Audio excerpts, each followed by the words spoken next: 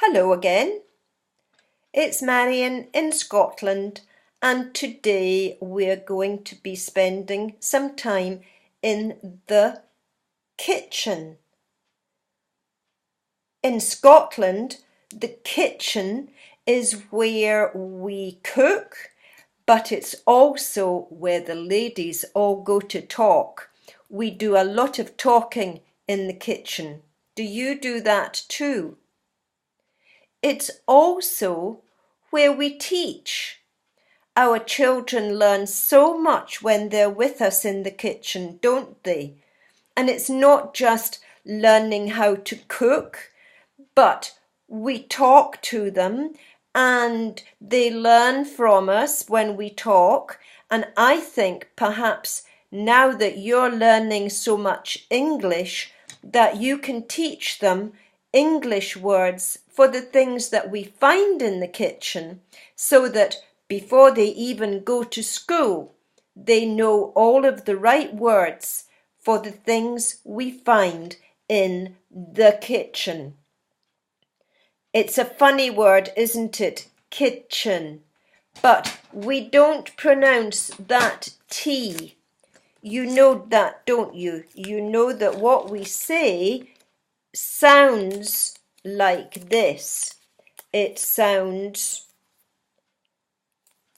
I've got this the wrong way round. It's kitchen without the T. Kitchen. Kitchen. So no, let me do this. Let me cross out that. That's how we say it. Kitchen. Kitchen with no T. English is such a silly language, isn't it? So let's start with the things that we like best, certainly here in Scotland, and that is a cup of tea. A cup. There we have a cup of tea. Tea. And here in Scotland, we make that cup of tea with a tea bag. We put that in there with some hot water. I've got some pictures for you in the document that I'm sending to you. Now, we would take the tea bag out when it's strong enough with a spoon. A spoon, let's see how we spell that. A spoon. A spoon, we have big spoons and we have little spoons.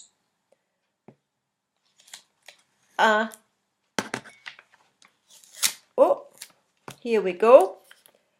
A spoon. A spoon. Now, we may use this to take the tea bag out of the cup, but we also use it to put something very special in there. We don't take so much sugar in Scotland, but I think you do. So how many spoons? Spoons, 1 spoon, 2 spoons, spoons of sugar. How many spoons of sugar do you take? 1 spoon? Maybe 2 spoons of sugar. We say, we make a joke. We would ask our guests, would you like some sugar in your tea? Do you take sugar? I would say, no thank you. I am sweet enough. I am sweet enough. That's a joke. So we would say, may I have a cup of tea? May I have a cup of tea? Of course. How many spoons of sugar would you like? May I have a cup of tea? Of course. How many spoons of sugar would you like in your cup? So, tea bag, cup of tea, cup of tea. In a teacup, we have a cup of tea with lots of sugar, and there we are, lots of sugar. Too much sugar is not good for you. Diabetes. Too much sugar gives you diabetes, but we need sugar for energy. We need sugar for energy, lots of energy, but too much is not so good. So, like everything, we have just enough. Let's talk about cooking, and I'm sure you are much better at cooking than I am. Let's talk about what we use. For example, here is a pot. A pot. We put water in the pot. Now, I've got all sorts of things on the floor. Excuse me. So, do you put salt in the pot when you cook cabbage? When you cook cabbage,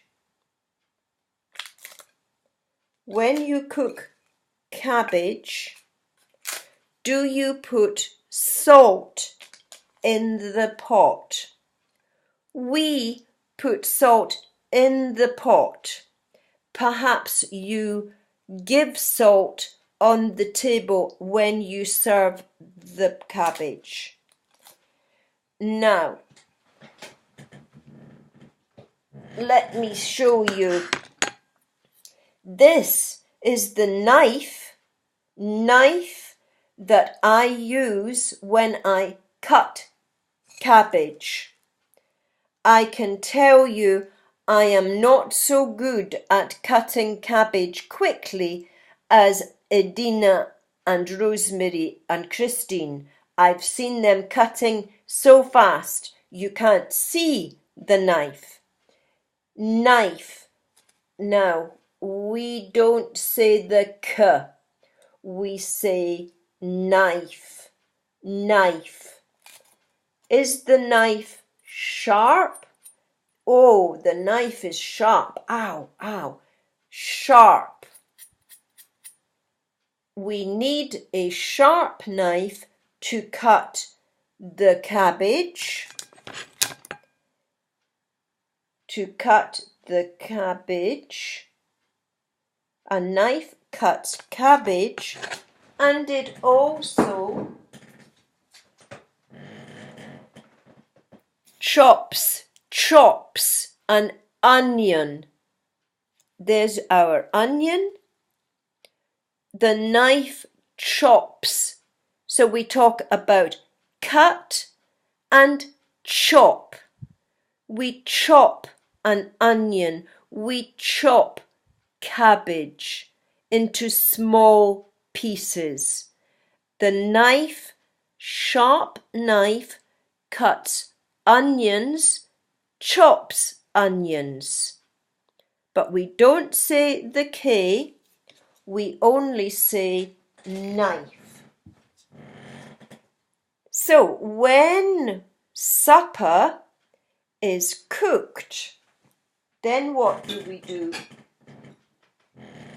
We put the supper on a plate, a plate, a plate. Remember that E makes the A into a long A sound. That's what that letter is for, is to make this into an A sound. So we don't say that, we just say plate, plate. This is my plate for my supper. Now, we have to keep things in the kitchen safely. So we would need to put salt and sugar. Excuse me again. We would put salt and sugar into a jar. A jar. That's some sugar, and I would put the lid and keep it dry and safe. No ants get in that jar. And I keep salt in a jar too.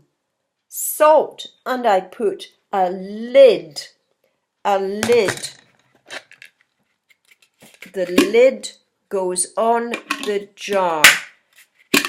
Lid, the lid, L-I-D, lid on the jar for the sugar and the salt.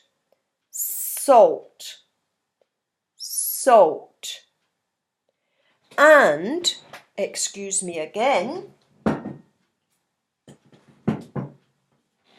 I would keep cooking oil in, I don't think that is right.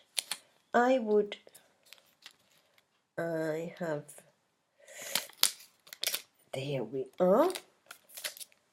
I would keep cooking oil in a bottle.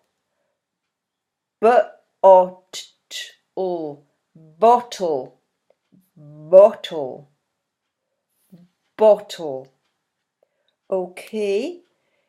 So, bottle, jar,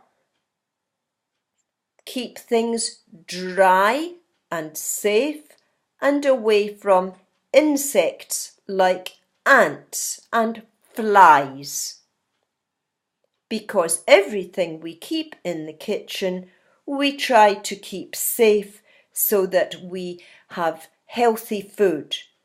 Now, after supper, what do? I think you do this too. I wash the dishes, the plates and the cups, the dishes in a basin. In a basin. A basin to put the dishes, to wash the dishes.